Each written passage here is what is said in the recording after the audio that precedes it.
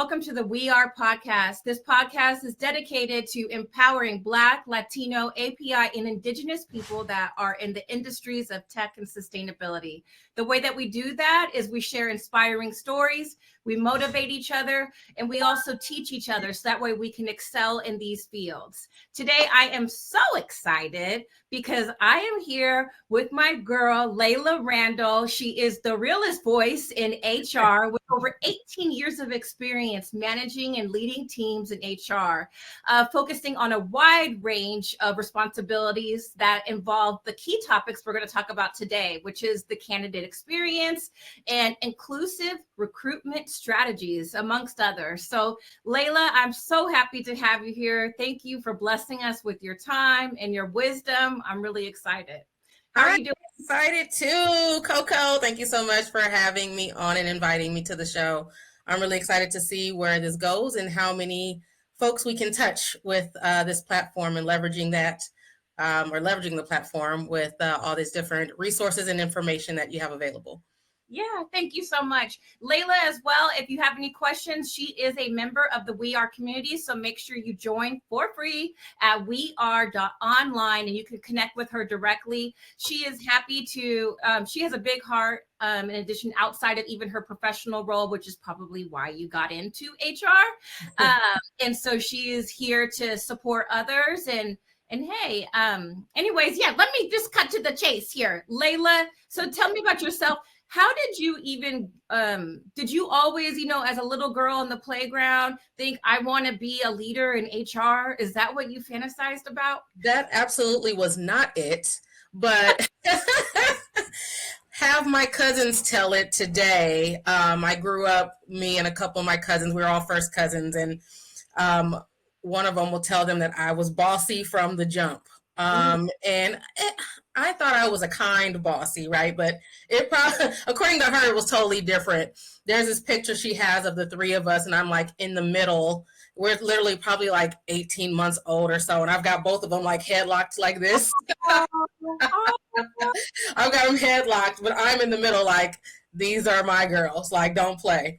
Right. So with that, no, I guess it wasn't a thought, but it was kind of already embedded in me, right? Right. So as I grew and, went on to college, you go on and you experience things in college and you're like, I really don't know what I want to do with my life.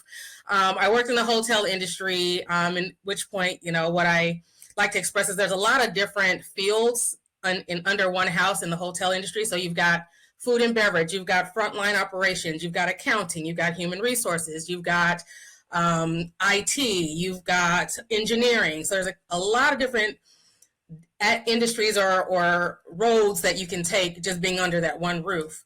And luckily, when I was in college, I was able to kind of explore and dibble and dabble in a little bit of each of those to try to find out like where my niche was, like where do I fit in? Like what, I don't want to work at the front desk forever, right? So what else do I want to do? And I ended up finding that interest in HR. Now, I will say at that time, when I saw HR, I didn't know the full scope of what it entailed. This is kind of like a really green college student, right? Coming fresh out the gates. And I'm thinking, ooh, like they plan employee events and, they like host all these events for, employee engagement and interaction. And that was great. That was the fun part of it. Come to find out, once you finally get your feet in it, it's clearly a lot more to that. But that's where I actually found my initial interest. And shortly after I graduated college, I was offered my first opportunity as a coordinator role at a hotel in Sacramento. And so that's where I kind of started my career and took off from there. Went on to pursue my professional certification from the Society of Human Resource Management, which I've had since 2016, excuse me. So been pushing forward and pushing the needle ever since. Do you think that people need the certification? Is it something that you appreciate that you went through that experience and got that? I absolutely do. At first, it used to be, the job market was, hey, you need a bachelor's degree in order to be marketable for a opportunity, right? A high school diploma, unfortunately, did not carry as much weight. Now you're starting to see a lot of employers are certainly looking for specific certifications that pertain to their business. whether that's a PMP, professional management certification, whether that's the SHRM or HR professional certification. In the HR realm, you'll see that, or the PHR. Those are two certifications that are issued. One is issued by the HR Institute and the other one by SHRM. But those both are acceptable certifications. There's two levels to them. They have a certified professional, which I have, and then they have a senior certified professional for both certifications. So those are typically based on level of experience, et cetera, depending on which certification you pursue. Either way, to grow in the field of HR, I would strongly recommend that one pursues a certification. Oh, okay. All right, great. How does one work their way up the ladder to get to a leadership role? I know that. How many direct reports have you had at one time? Working your way up the ladder often comes with experience. It's going to come with your determination and ambition that you pursue, or that you put out there in order to show that you're ready and able to grow and develop with the company. And then, of course, doing some of your own, like we just mentioned, your own personal development or professional development as it relates to certifications, any other licensing that you may be able to obtain to promote yourself and market yourself and grow. I have led a team of up to 5 employees at my previous place of employment. And they were a host of employees that served in different subject matter areas and expertises. So they were having an employee that focused primarily on workers' compensation. So she did a lot of work comp claims, mitigating the claims, monitoring those claims, and worked closely with the work comp vendor to ensure that those claims were, seen through. You have a generalist that kind of is an all-encompassing role. It does a little bit of everything. You have recruiters, which tends to be some of the greater, not I won't say the greater, but some of the most resourceful individuals on an HR team, especially when you're building and creating and developing new talent. So a lot of employers seek out recruiters or those that have recruiting abilities and techniques in order, to be able to bring in greater talent to their organizations and grow them. So it's been great. I consider myself to be a collaborative leader is what I call myself. And the reason I say that is I've worked in all of those positions that I've just mentioned from the individuals that used to report to me in my previous organization. And because of that, I have the knowledge of having the boots on the ground, right? I've had the knowledge of understanding what is their roles and take. And so in the absence of one of my team members, or in the absence of, or an employee's plate gets overloaded or full, I readily roll up my sleeves, literally roll up my sleeves, and I can get with the best of them and assist as best as I can. And also that's a collaborative atmosphere that I like to promote to my employees, as well as just the collaboration in terms of mental thought and strategy and ideas. I never come across as a know-it-all, because I don't. And I will, say that blatantly and openly. I do not know everything. Yes, I have nearly 20 years of experience, but there's experience in different fields and industries that I'm not familiar with. I've never worked in tech per se, right? So the how HR operates there may be different versus, a different public sector organization or a private sector organization. So with that, I like to collaborate and be sure that I like to explore all ideas from those that I work with, because you never know what that individual, their prior experiences and what they can bring to the table that could be insightful and beneficial to grow and develop your own team. So this is something that for our listeners, everything that Layla is saying about herself, encompass that and take it as this is how you can develop yourself and the skills that you need to possess to excel in this type of role, and then to get into a leadership position. So those are really good insights. And so Layla, if you could deliver those insights as you're talking directly to the audience and giving them these recommendations, this is what you need to do. I think that'll be really powerful for them. So thank you for everything that you just shared. So then it's a great segue too, to kind of talk about inclusive recruitment strategies. So we're going to be talking directly to the audience. So listen up, people. She's talking to you. So one, if someone is new to this, I mean, what is inclusive recruitment? Like, first, let's define and break it down. At least even for me, because I don't have an HR background, even though I did have a little short stint at Kaiser Permanente being a recruitment coordinator. Whoop, whoop, that's where we met. There were times when I was caught flat ironing my hair and not paying attention. So, inclusive recruitment. Well, I think you'll find that definition more from an employer's perspective. Inclusivity ultimately is going to gravitate towards engaging all aspects of candidates, no matter how big, how small, what their experience or prior experience looks like, what they look like physically, right? So it's kind of just tapping into the diversity and inclusivity of all people that could potentially be eligible for the position. And by doing that, oftentimes you have to alter your recruiting strategies to target different audiences.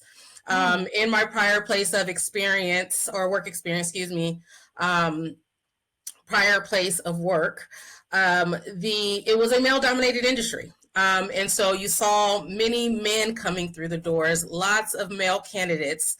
Granted, they were from diverse backgrounds, but the one thing that we acknowledged was that we were missing women. We were missing women in the field. So how do we target women in the field? Oftentimes that's a matter of looking into women-targeted organizations, women-targeted recruiting vendors. I can't think of the name. I think it was Fairy Godboss. I want to say the name was Fairy Godboss, which was or currently is a recruiting organization that is specifically geared towards women in the industry seeking different levels of opportunity. And so oftentimes you have to cater your recruiting strategy surrounding that in order to target specific groups to draw more interest to your positions and to your openings. They're one that they represent. It's supposed to be a talent pool of Black candidates. Okay. They are a bridge, I guess, between the recruiters, and then they have that candidate pool. So I think that's a great strategy. How does that work, though? I'm just curious, because if you have already a bunch of candidates for the position, and let's say they're 100% male, how do you protect yourself as an employer so that you're not viewed as what's it called, discrimination against the people that actually applied, because you're going to be going that way and sourcing new ones. Right. Every position that one applies for must meet the minimum qualifications. So regardless of what you look like, regardless of where you come from, regardless of your experience, experience does play the part, but you must meet a minimal level of criteria that matches what the hiring manager and the employer is looking for. And that is going to be what sets you apart and prevents the discriminatory actions. Now, if you have a female and a male that have very similar experiences, years of experience, knowledge, skills, and abilities to do the job based on the basic criteria that is set, and then there's some adverse action, posed against one or the other for whatever reason, that may raise a red flag. We have to have a justified reason for disqualifying one over the other, right? Sometimes that could even be compensation. It could be as simple as compensation. If the woman wants more and we're like, too much, girl, then that could be a justifiable reason to disqualify her from moving forward, where the male may be able to proceed if he asks for less. So that's kind of, those parameters have to be clearly set. And typically you're finding that in your basic qualifications on a job ad, right? Like, what are they looking for? You need a high school diploma. Okay. You need X years of experience in this field. You need knowledge of this particular system or program. And if those things are identified on your resume or application, then oftentimes you're meeting the basic minimum qualifications. From there, you're getting in the door, but you have to obviously be able to stand out as well.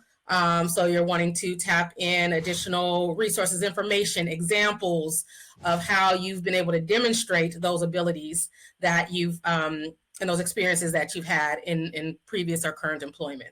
Are there any other strategies behind, the inclusive recruitment strategies that you'd like to share with the audience? I think it's kind of HR 101, but it's also something that us as humans have a challenge doing, regardless of your personal life, professional life, whatever the case may be. And that's creating these biases.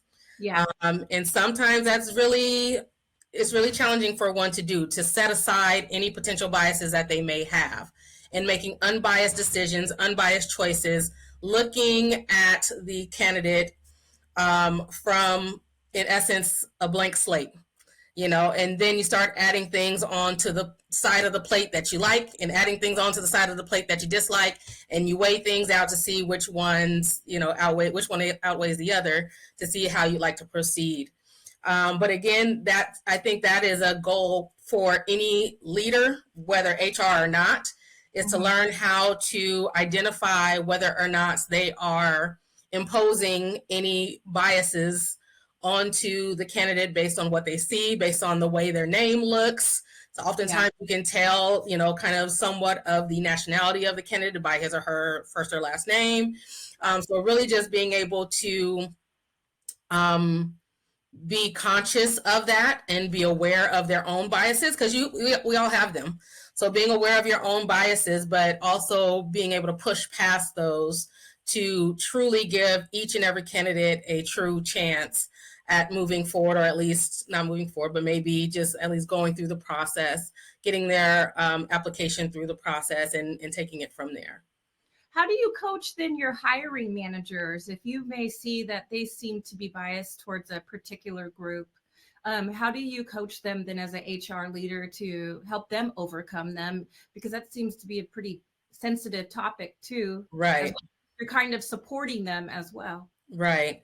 There should be, with any solidified, solid foundation organization, they should already have certain trainings in place as it becomes to becoming an effective leader. And that should be, tacked into that particular training program.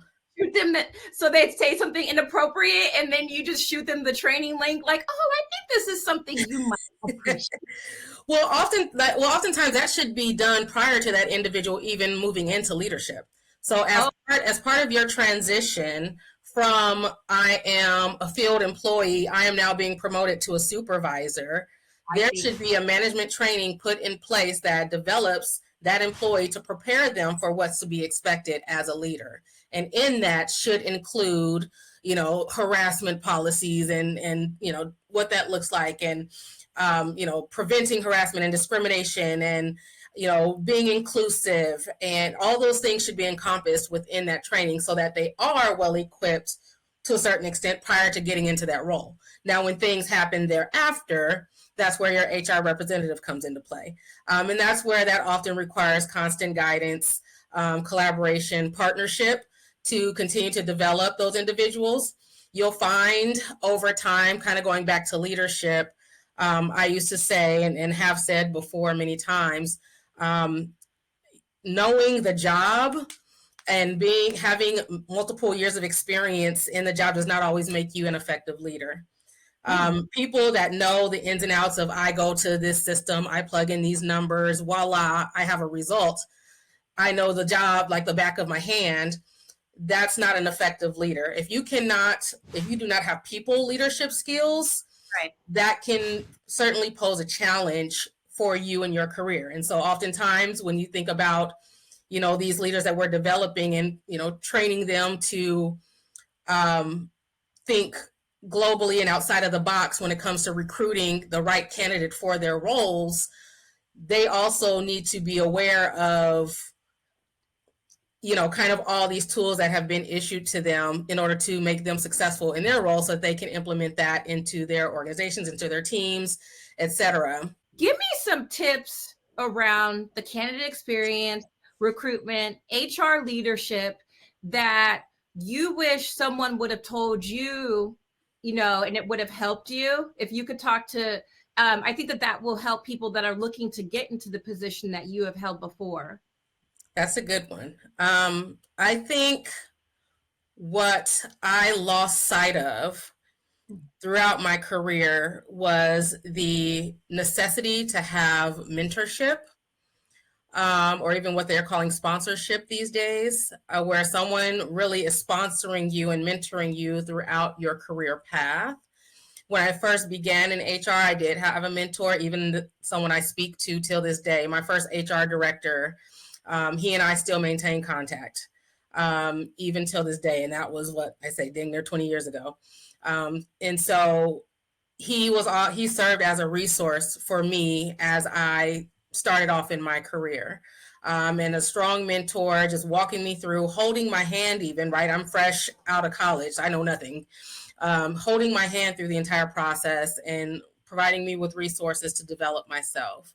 Like I said, I lost that throughout my career. And then as of likely probably within the last year, I've obtained additional mentorship.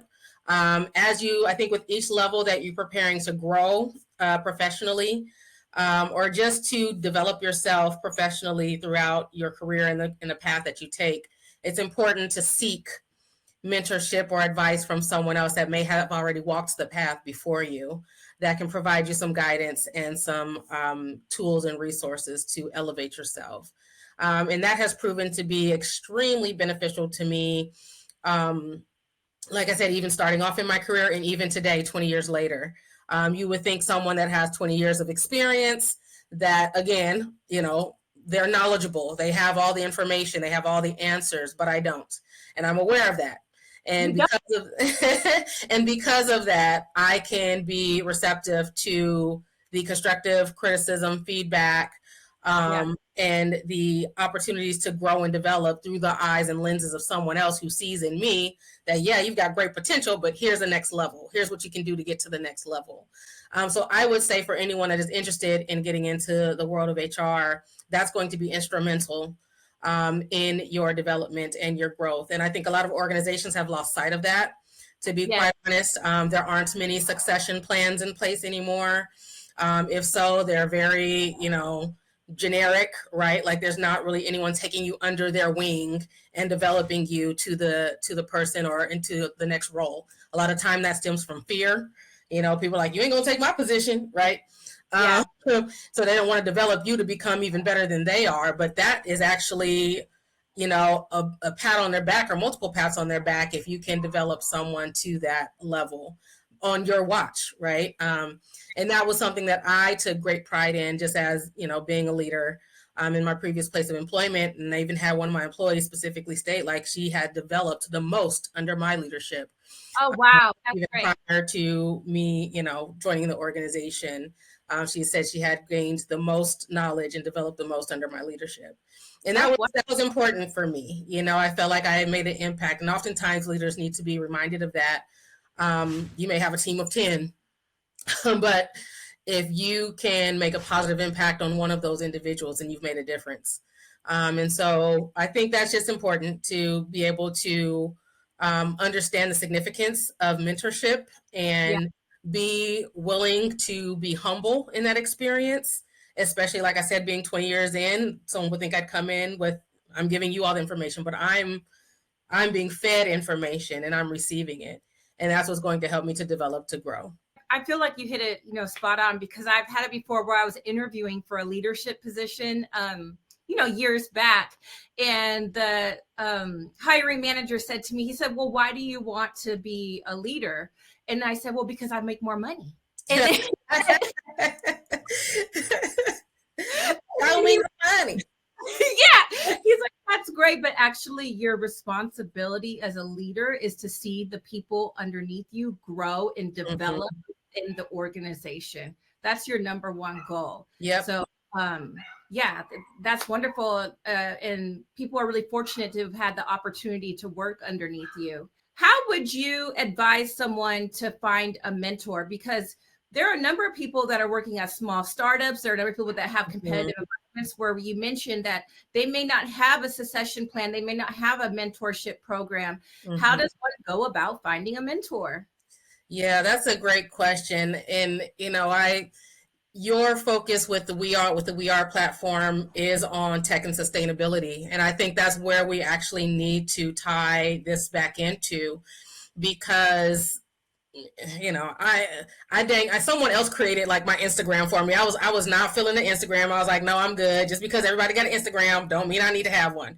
Literally somebody else created my Instagram for me. And I was kind of being technologically resistant. Like, nope, I don't want to, I'm good. Mm-hmm. And with that, I have learned so many other social media platforms have expanded and opened up and opened up additional opportunities for, people in careers and looking to grow, that I think that's really where you need to utilize your opportunities there and resources there to locate individuals that may be along the same path. LinkedIn obviously is going to be one of your most resourceful. I'll set an example. I had someone literally that I worked with over 10 years ago reach out to me just recently, asking me if I was interested in a particular job opportunity. 10 years ago.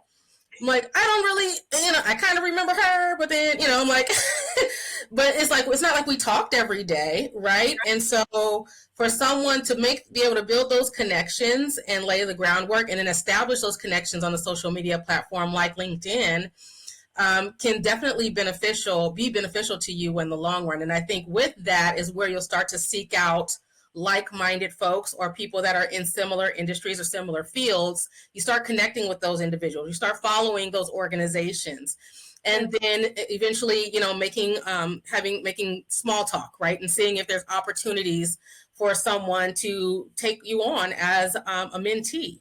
And oftentimes, if time permits, people are honored to even receive that request. And that's in essence what happened with me. I followed quite a few people. My network on LinkedIn, it was a family friend that, of my parents' friend, right, that I had met. I knew her, but I wouldn't say I knew her super well, but I knew that her experience was in HR. She had been a chief HR officer at places, different type of social media platforms and tech companies. And she stood out to me, and I just happened to reach out to her and said, hey, what's up? Can you help a sister out? In so many words, obviously professionally spoken, but in so many words. And that was what built our connection. And since then, there's also connections that you build in the workplace. Those are things that you also want to consider as well in terms of mentorship. When you see someone that maybe exudes the level of leadership that you strive for, set aside, a request for a meeting to talk with them and dig into their brains a little bit more to gain a better understanding of what path they took to get to where they were. And then, as the relationship again continues to build, then perhaps the opportunity for mentorship then comes up at that point. So I've reached out. I have my virtual coffee date with the mentor that I've targeted, right? This person is here. They know what they're doing. They've accepted my invite. I'm on the virtual coffee date with them. It's a great conversation. But how do we close that deal where I would like them to, I would like to find out if they would mentor me. Can this conversation continue? What would you advise the person seeking mentorship to do? I think you have to be conscious and cognizant of that individual and his or her workload, life load, right? Whether that's personal or, professional. And it's really an inquiry. You're inquiring as to whether or not they have the time, ability to do so. It may end in a result where they say, unfortunately, right now is not a good time. But they may have someone else that they could refer you to. You never know what may come of that. If in the event the mentor is accepting of your proposal, then the next step is in essence to create kind of a schedule. Like what is our frequency of how often do we meet? Are we meeting virtually? Are we meeting in person? Do we kind of, see how things go as the day, the week goes by?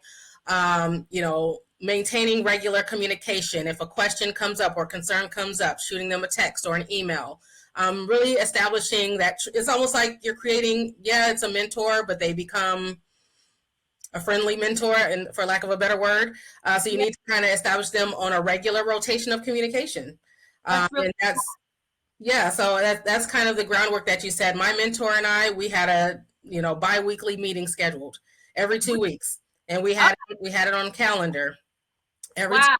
Now there would be times she'd be like, "Hey, can we push it out? Can we do this?" Right? And totally, I'm flexible because I realize that they're taking time out of their day to assist me or to develop and grow me.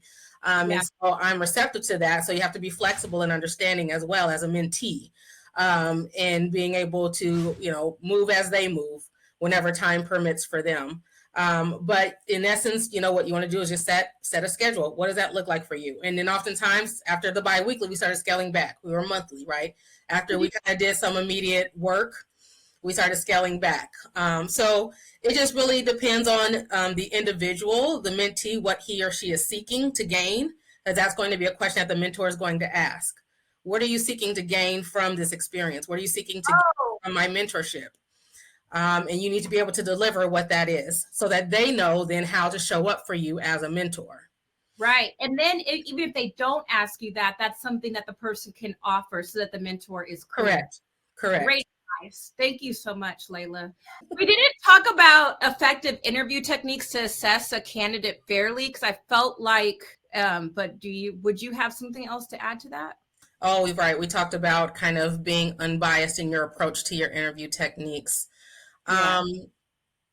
Additional techniques that I have found to be beneficial if you want to weigh the candidates or the interviews fairly and evenly across the board is, again, be conscious of the questions that you're asking.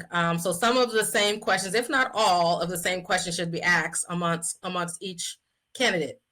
So rate consistency, and then you can rate the response of one candidate versus the other to determine how thorough, knowledgeable they were in that particular area.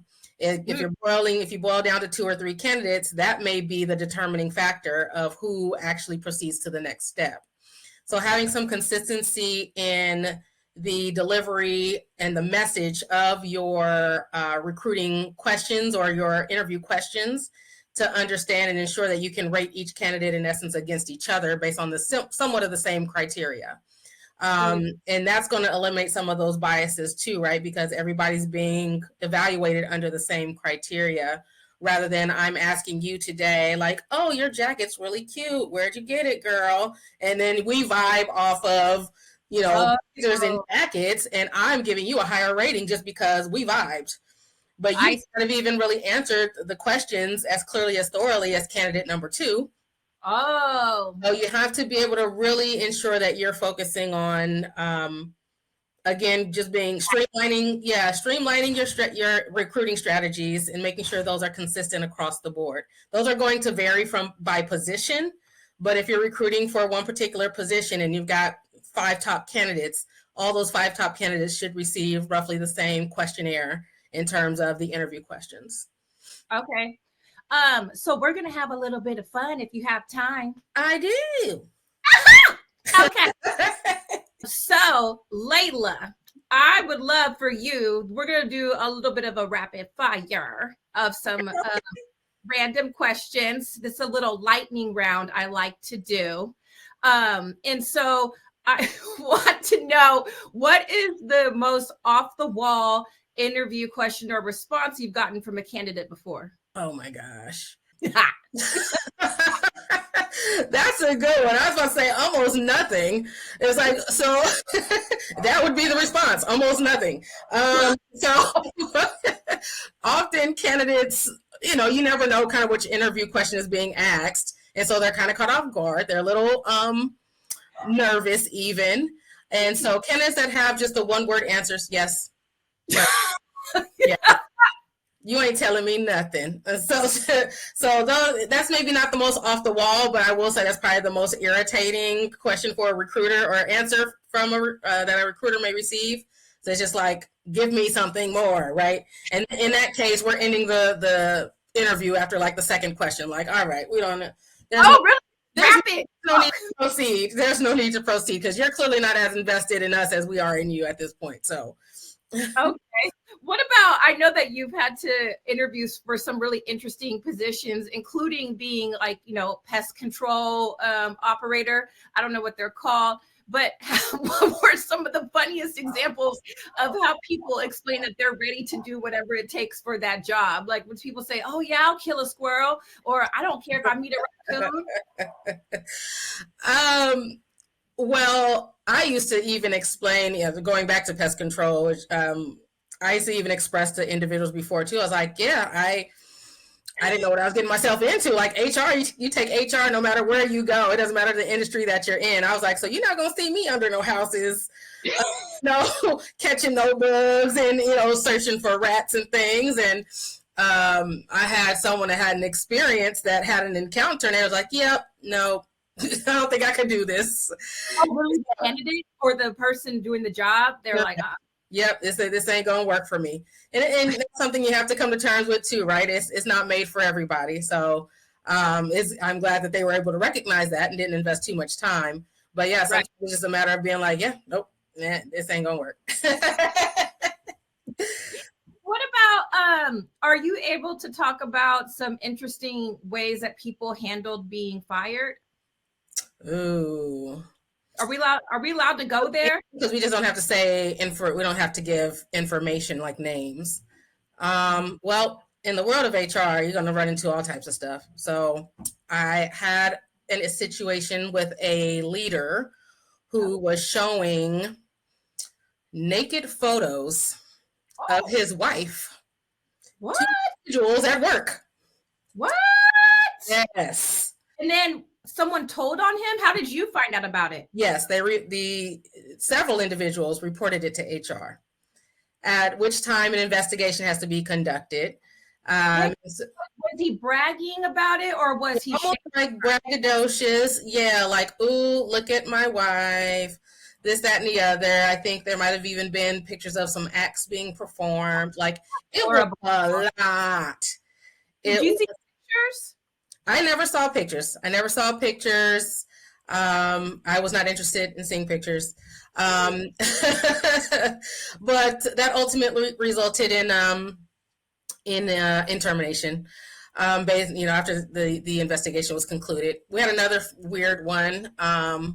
Wait, we're not ready to move on. Okay. How did that conversation go when you had to bring it to his attention? It was complete denial.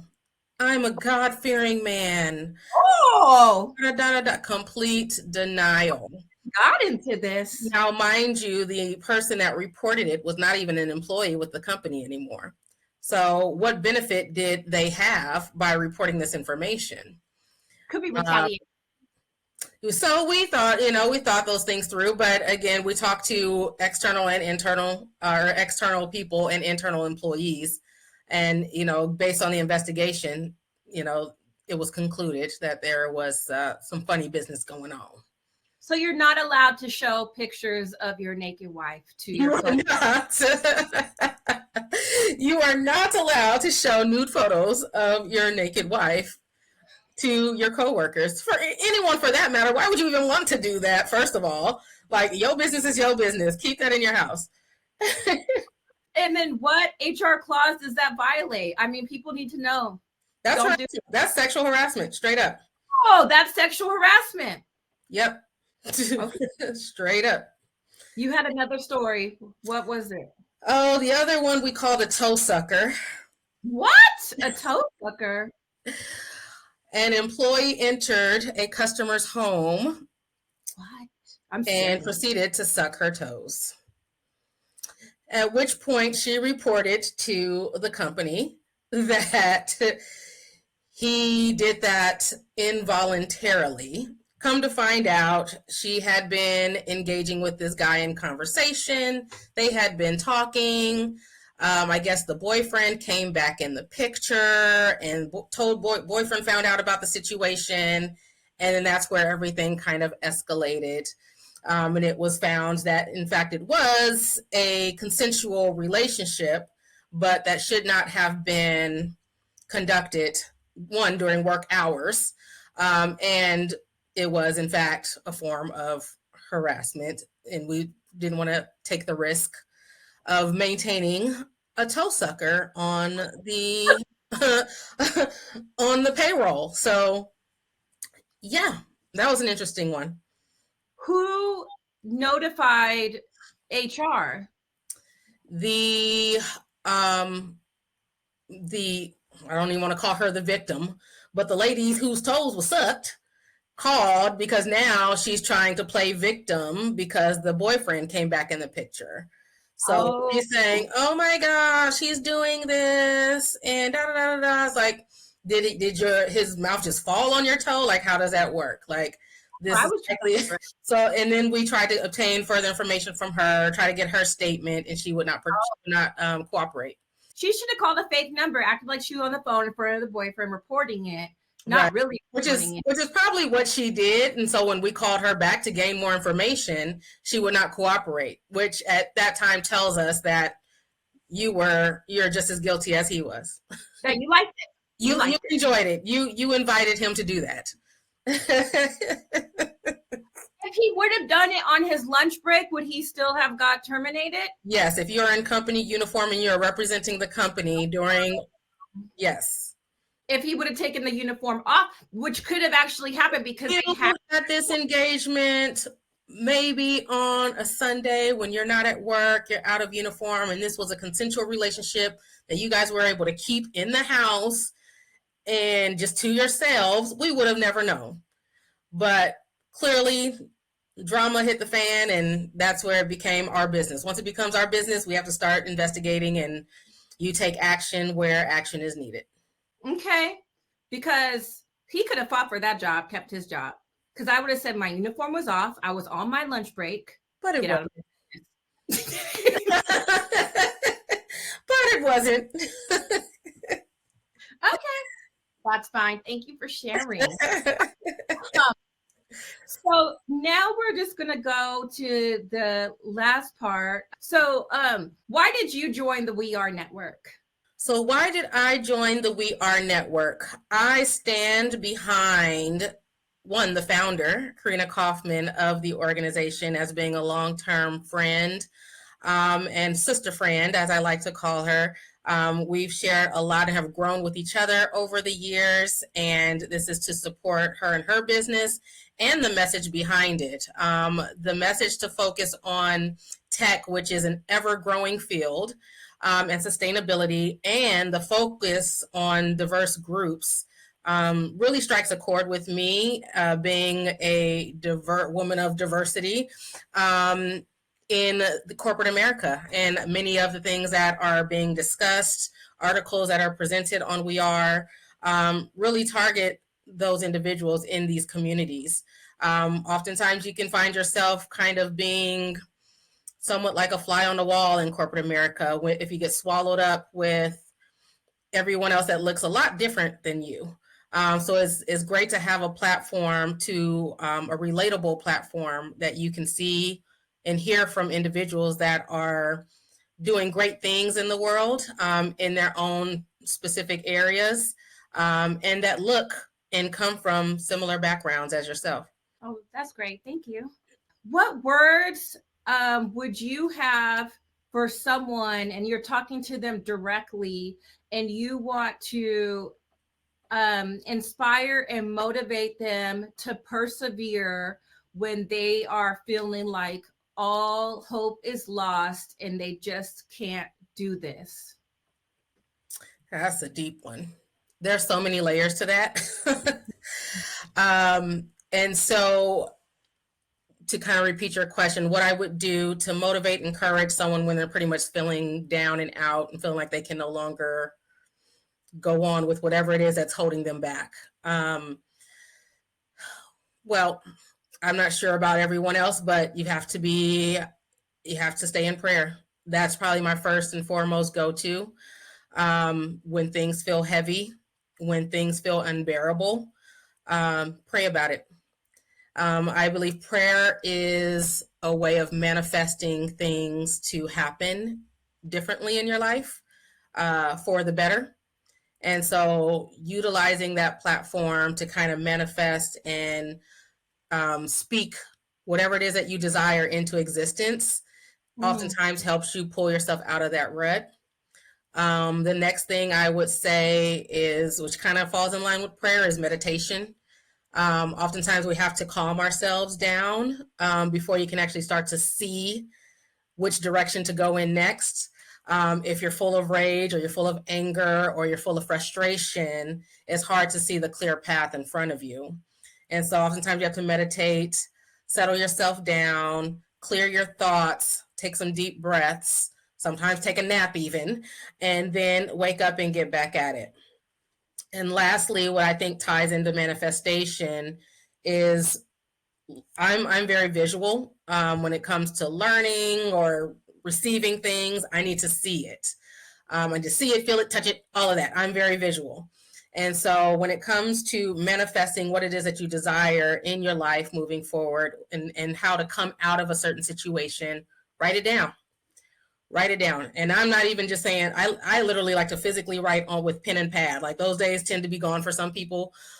People like to type things out or text it, but I will literally have a pen and pad and write it down. Keep it on a nightstand, near your bedside, and you can reference that every evening, or even in the morning, just to kind of reiterate what your ultimate goals are, what you're manifesting for your life. I've seen people put it on Post-its and put it on their mirrors. Identifying goals and ways of being. Today I'm great. Today I'm going to do great things. Affirmations, internal affirmations, anything that kind of gets you through. And I think what I said, that was the last one, but one more thing I'd like to add is physical movement. I think people forget that piece oftentimes. Even as part of meditation, I don't know if you'd call it meditation per se, but if you just get up and leave and walk around the corner, walk the block, if you're at work and you get overwhelmed and you go and, take a walk, kind of clear your mind a little bit. That's been helpful for me to come out of a rut and really kind of pull yourself up by the bootstraps and go back at it, with a different attitude. Thank you. Great job.